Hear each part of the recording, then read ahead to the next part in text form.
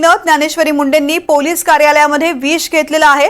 Police अधीक्षक कार्यालयामध्येच त्यांनी विष घेतले। परळीमधील महादेव मुंडे हत्या प्रकरणामध्ये अतिशय महत्त्वाची बातमी।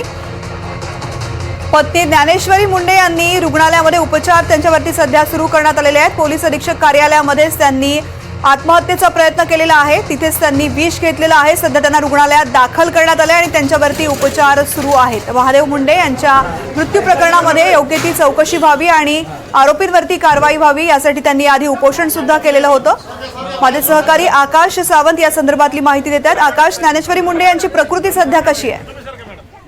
नक्कीच तृप्ती, परळी शहरातील व्यापारी महादेव मुंडे खून प्रकरणातील आरोपी अद्याप मोकाट आहेत। 18 महिने उलटून न्याय न मिळाल्याने मुंडे कुटुंब आक्रमक झाल्याचं बघायला मिळालं होतं। आज सकाळी आत्मदहनाचा प्रयत्न देखील पत्नी ज्ञानेश्वरी मुंडे व त्यांच्या कुटुंबियांनी केला होता।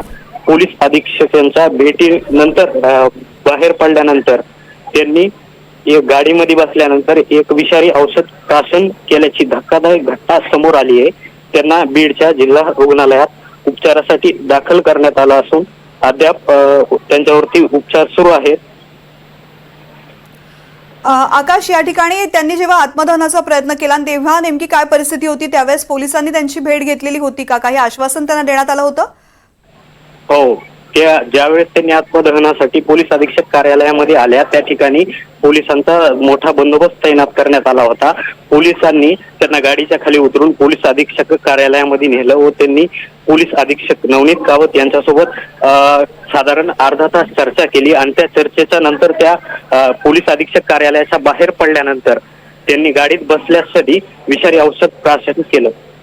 निश्चित आकाश, धन्यवाद संपूर्ण माहितीसाठी आणि तुझ्याकडून अपडेट्स या घटनेसंदर्भातले घेत राहू।